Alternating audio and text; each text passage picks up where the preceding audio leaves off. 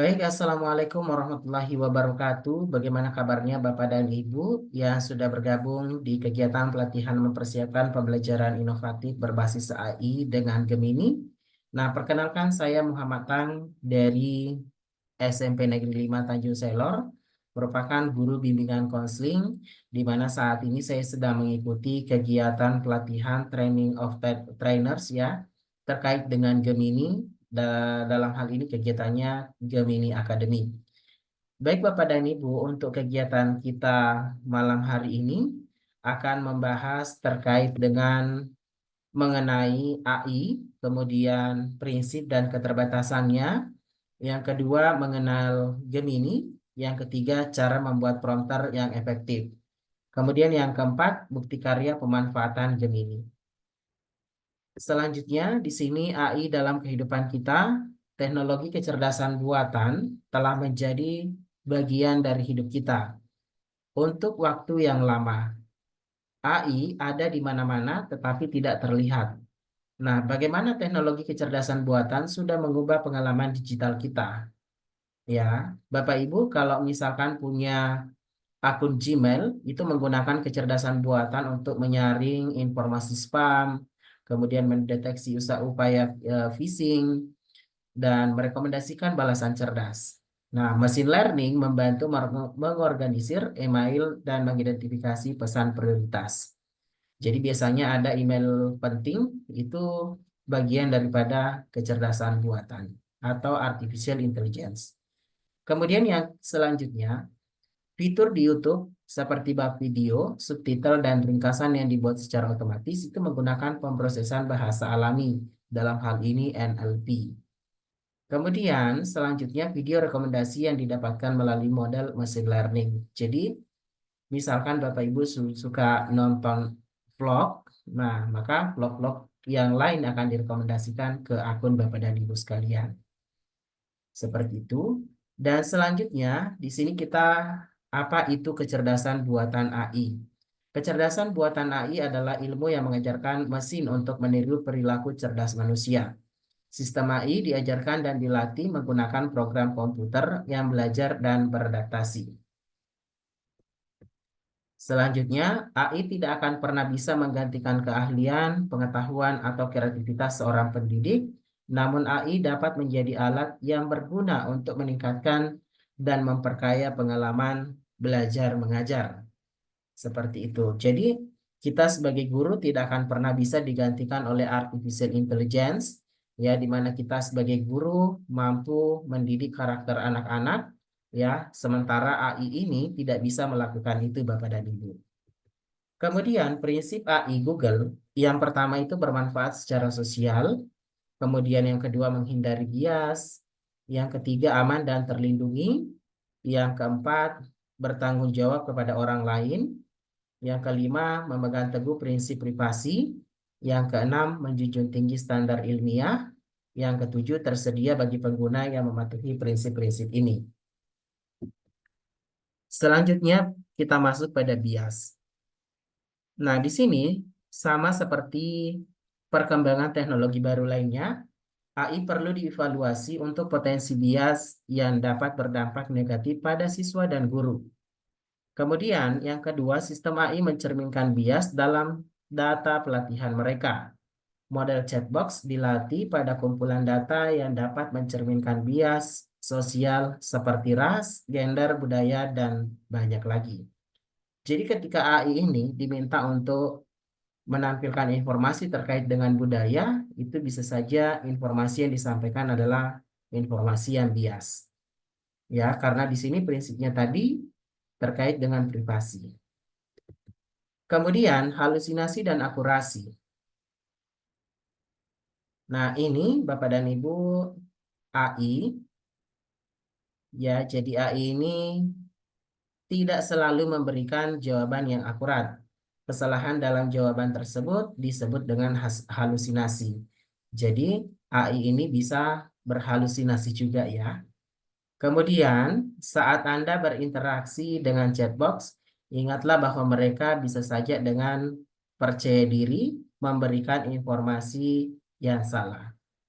Jadi Sebagai manusia kita harus tetap mengakurasi jawaban-jawaban dari AI ini. Jika kita minta rekomendasi jawaban dari AI, harusnya kita telah kembali. Seperti itu Bapak dan Ibu. Kemudian akurasi dan privasi data. Nah, AI juga terkadang menampilkan informasi yang tidak akurat, termasuk tentang orang. Misalkan terkait dengan biografi, ya. Jadi sebaiknya periksa ulang jawabannya sebelum digunakan dalam pengajaran di kelas. Selain itu, hindari penggunaan informasi sensitif seperti data siswa dalam prompter yang Anda berikan kepada Gemini. Ya, jadi kita tidak boleh mencari informasi seseorang secara akurat di Gemini AI ini. Selanjutnya, apa itu Gemini? Gemini membantu meningkatkan kreativitas dan produktivitas Anda, ngobrol untuk mulai menulis, merencanakan belajar, dan banyak lagi dengan Google AI. Selanjutnya, ini adalah tampilan draftnya. Saat menggunakan Gemini, Anda akan sering kali diberikan pilihan beberapa draft respon yang berbeda, sehingga Anda dapat memilih versi terbaik Anda. Jadi, ada di sini draft 1, 2, dan 3 itu diberikan rekomendasi agar kita tuh bisa memilih draft terbaik yang bisa kita gunakan. Misalkan di sini pilih tampilkan draft dan pilih mana yang paling cocok untuk Anda. Seperti itu. Nanti kita ada praktiknya Bapak dan Ibu ya. Kemudian selanjutnya PIN percakapan Anda. Ide-ide terbaik membutuhkan waktu terkadang berjam-jam atau bahkan beberapa hari untuk diciptakan. Nah, simpan percakapan Anda dan PIN percakapan yang paling krusial untuk menjaga alur proses kreatif Anda tetap lancar. Jadi untuk menyimpan informasi-informasi penting, ini bisa kita menggunakan PIN ya agar supaya informasi yang sering kita butuhkan ini menjadi informasi nomor satu yang ditampilkan pada Gemini. Kemudian selanjutnya, ekspor jawaban Anda. Di sini ada tanda share ya, Bapak dan Ibu. Setelah Anda mendapatkan jawaban, Anda mungkin ingin membagikan kepada orang lain. Nah, untuk membagikan itu, klik tombol bagikan dan ekspor atau share dan ekspor ya.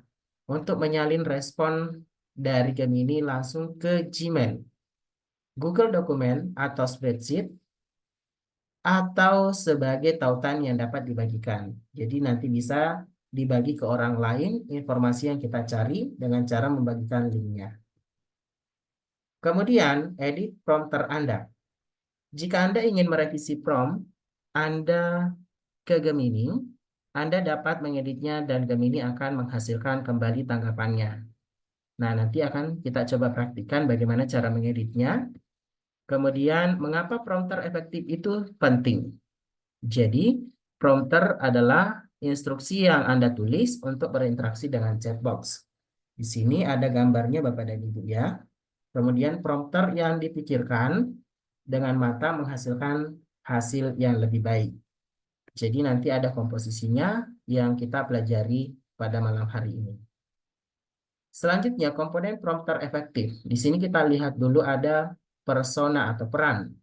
Jadi tentukan peran yang Anda inginkan untuk chatbots agar sesuai dengan tugas Anda. Contohnya, Anda adalah sebagai guru IPA kelas 7 SMP yang fokus pada pendidikan kontekstual. Ya, jadi gambarkan diri Anda, kemudian berikan tugas atau langkah kepada prompter, jelaskan secara detail bantuan yang Anda butuhkan. Nah, jadi bantuan yang saya butuhkan di sini contohnya, buatlah 2 kegiatan diskusi kelas yang sangat menarik untuk proyek kurikulum tentang penggunaan limbah makanan, pengurangan limbah makanan ya, Bapak dan Ibu. Kemudian ada formatnya.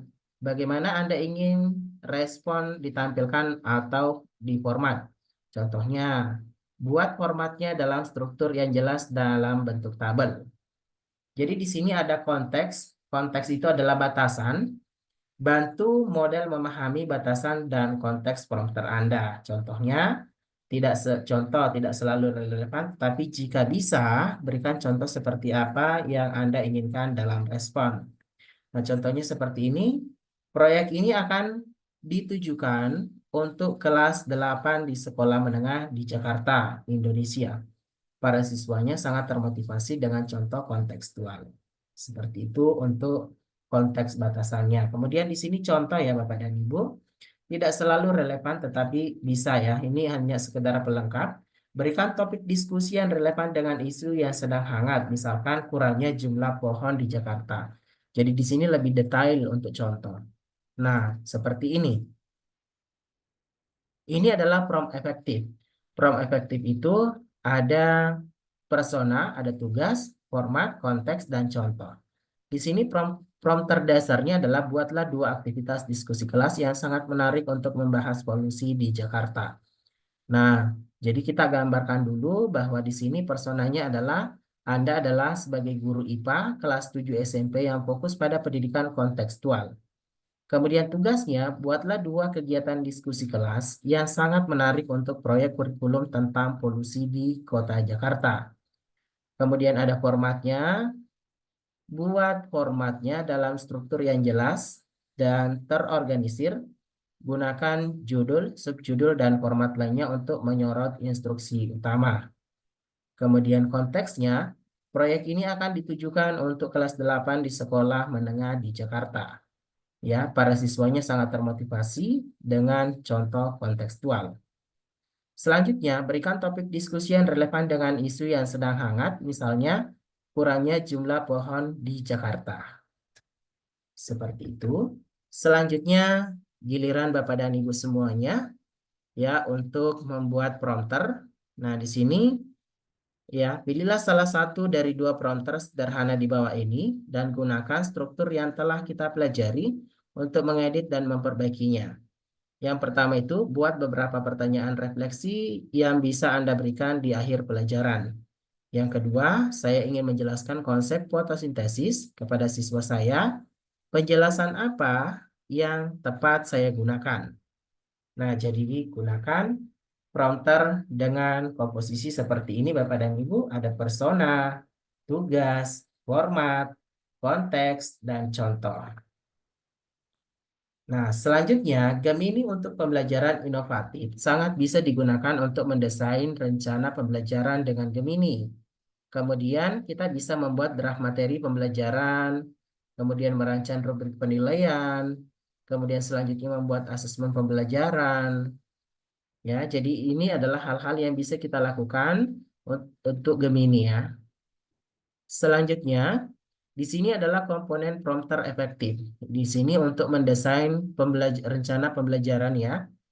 Jadi dijelaskan di sini bahwa personanya Anda adalah seorang guru matematika di sebuah SMP negeri di Indonesia dengan kurikulum merdeka. Ya. Kemudian tugasnya, berikan tugas kepada AI ini. Buatlah rancangan pembelajaran RPP untuk topik aljabar di kelas 7 SMP dengan alur tujuan pembelajaran. Ya, jadi sampaikan secara detail seperti ini. Kemudian formatnya, buat formatnya dalam bentuk tabel yang jelas dan terorganisir.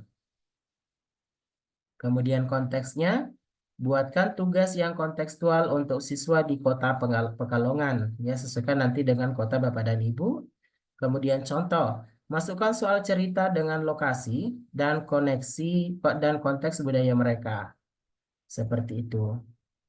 Kemudian selanjutnya ini bisa Bapak dan Ibu coba draft materi pembelajaran, ya, membuat draft.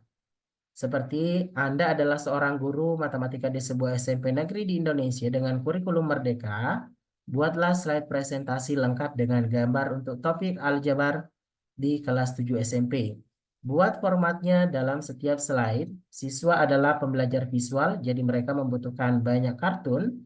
Contoh, masukkan gambar kartun ilustrasi untuk menjelaskan konsep aljabar. Jadi komposisinya seperti ini kalau kita tarik ke dalam persona, tugas, format, konteks, dan contoh. Seperti itu.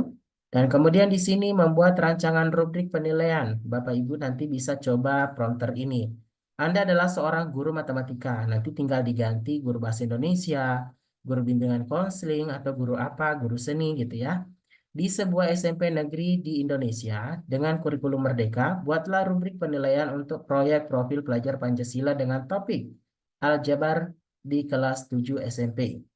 Buat formatnya dalam bentuk tabel, siswa memiliki keahlian bercerita tentang budaya lokal, masukkan komponen penilaian kemampuan presentasi.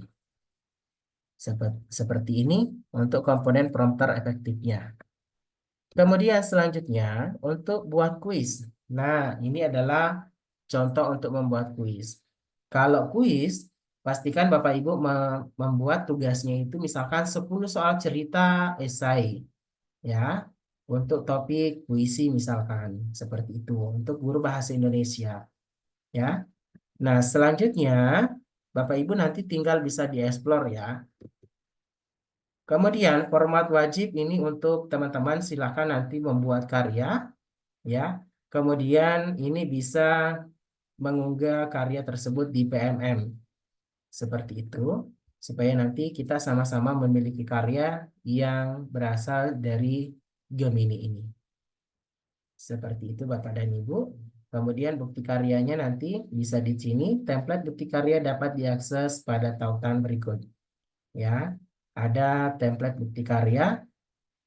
Kita coba lihat. Nanti kita coba lihat Bapak dan Ibu ya. Kemudian di sini ada uji kompetensi. Nah, jadi nanti silakan Bapak dan Ibu untuk mengikuti uji kompetensi yang sudah kita siapkan nanti linknya. Seperti itu. Jadi untuk materi kita tidak terlalu banyak Bapak dan Ibu, ya. Tinggal nanti Bapak dan Ibu bisa eh, memanfaatkan ya atau mencoba membuat bukti karya terkait dengan Gemini AI ini. Ya, nanti kita coba buat ya, kita coba cek bagaimana isi daripada bukti karya ini. Ya, kita copy terlebih dahulu Bapak dan Ibu. Ya, nanti ada uji kompetensi yang saya share di grup ya. Silakan nanti Bapak dan Ibu untuk mengerjakan. Jika ada pertanyaan nanti Bapak dan Ibu bisa komen di kolom komentar ya, di kolom komentar pada saat video ini diupload. Nah, sebenarnya pada saat kita tadi itu menggunakan aplikasi Google Meet itu rekamannya tidak bagus Bapak dan Ibu. Jadi saya coba buatkan rekaman ulang yang Bapak Ibu bisa gunakan sebagai panduan. Seperti itu. Nah, jadi buat Bapak Ibu yang sudah bergabung di grup, saya mengucapkan terima kasih banyak ya. Di sini kita saling belajar. Saya tidak bermaksud mengajari, tapi kita saling berbagi pengetahuan, berbagi ilmu seperti itu Bapak dan Ibu ya. Nah, untuk nantinya Bapak dan Ibu untuk praktiknya kita coba stop share dulu. Nah, untuk ini kita coba masuk ya ke sini Bapak dan Ibu ya, sebentar.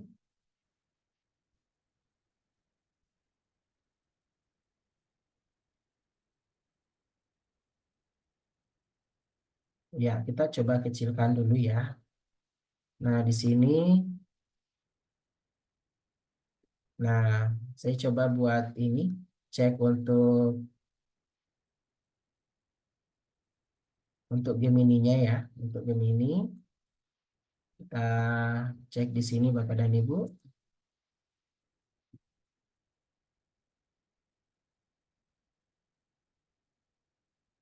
Ya, saya coba share ya. Saya coba share ke Bapak Ibu semuanya. Ini, ya kelihatan ya Bapak dan Ibu. Nah, ini adalah misalkan kita nanti mau ini ya. Kita mau apa namanya? Pakai ini gitu. Nah, kita masuk ke Google. Teman-teman nanti cari Gemini aja. Gemini ya. Gemini AI. Kemudian diklik. Nah, nanti setelah tampil seperti ini, gunakan yang ini Bapak dan Ibu ya. Nah, seperti ini.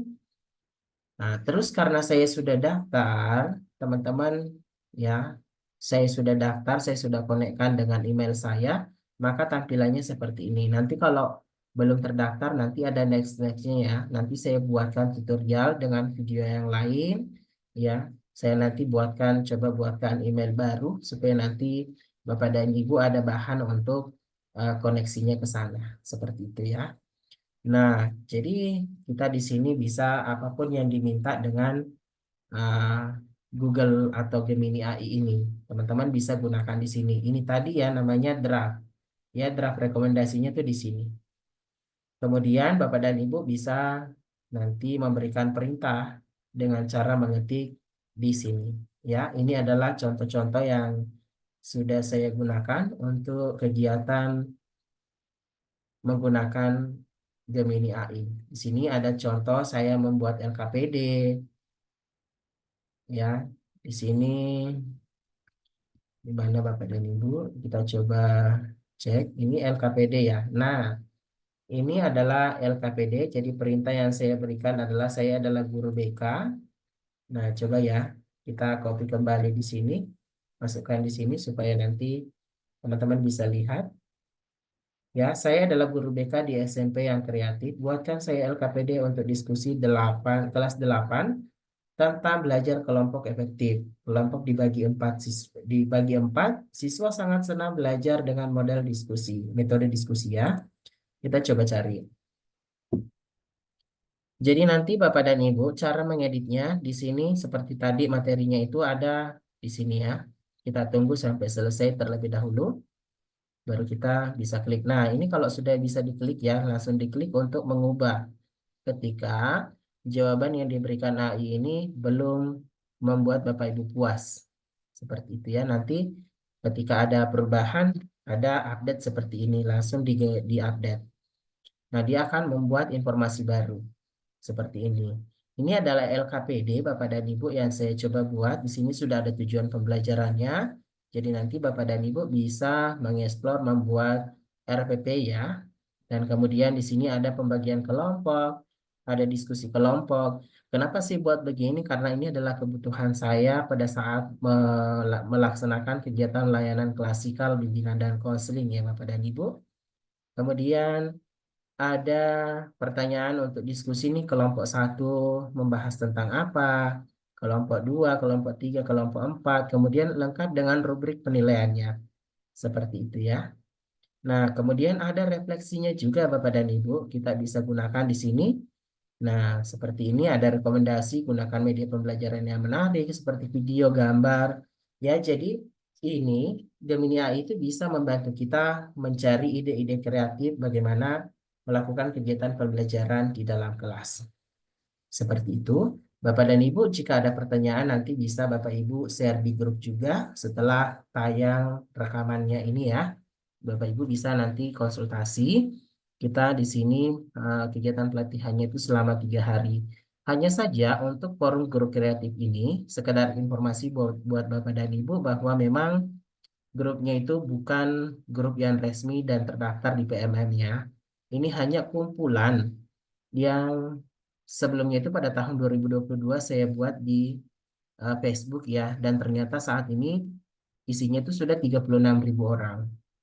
Nah, harapannya ke depan semoga kita bisa membuat wadah yang berkekuatan hukum Bapak dan Ibu ya, supaya kita bisa menerbitkan sertifikat sendiri dan melaksanakan kegiatan-kegiatan pelatihan untuk teman-teman guru. Seperti itu. Dan buat teman-teman yang nantinya bersiap untuk menjadi narasumber di kegiatan-kegiatan berikutnya, bisa kita saling berbagi ya, dan teman-teman tentunya yang bersiap kita tayangkan videonya akan kita tayangkan di channel YouTube kita. Seperti itu Bapak dan Ibu, terima kasih banyak. Saya ucapkan terima kasih kepada teman-teman yang sudah bergabung. Mohon maaf sekali karena saya sudah menyita waktunya. Ya tentunya di sini kita saling belajar. Ya, nanti Bapak dan Ibu untuk uji kompetensinya saya bakal share di grup. Jadi terima kasih banyak sudah bergabung. Ya, mohon maaf apabila ada salah kata. Kita cukup kita cukupkan Bapak dan Ibu ya. Terima kasih sekali lagi. Sekian dari saya. Wassalamualaikum warahmatullahi wabarakatuh.